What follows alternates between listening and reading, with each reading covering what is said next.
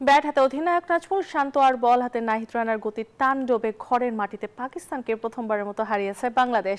সেই সাথে অধিনায়ক হিসেবে মুশফিকুর রহিমকে পেছনে ফেলে সবচেয়ে কম ম্যাচে বাংলাদেশকে সর্বোচ্চ 7টি টেস্ট ম্যাচ জেতালেন শান্ত।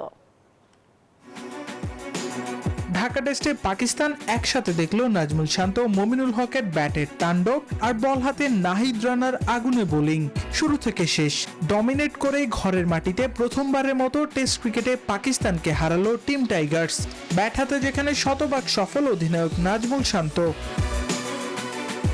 2 ইনিংসে তার উইলো থেকে 1 সেঞ্চুরি আর 1 50-তে এসেছে 188 রান, হয়েছেন ম্যাচ সেরাও।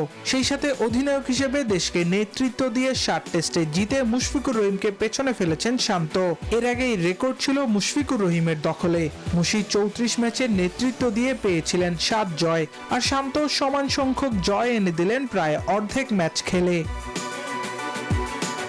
আর বল হাতে বাংলাদেশের আক্রমণের কেন্দ্রবিন্দুতে ছিলেন নাহিদ রানা। প্রথম ইনিংসে মেহেদী হাসান মিরাজের 5 উইকেটের পর দ্বিতীয় ইনিংসে আলো ছড়া নেই তরুণ পেসার। পঞ্চম দিনের উইকেটে নিজের আগুন ঝরা গতিতে একে একে ফিরিয়েছেন শান মাসুদ, সৌদ শাকিল, মোহাম্মদ রিজওয়ান, নোমান আলী ও শাহিন আফ্রিদিকে।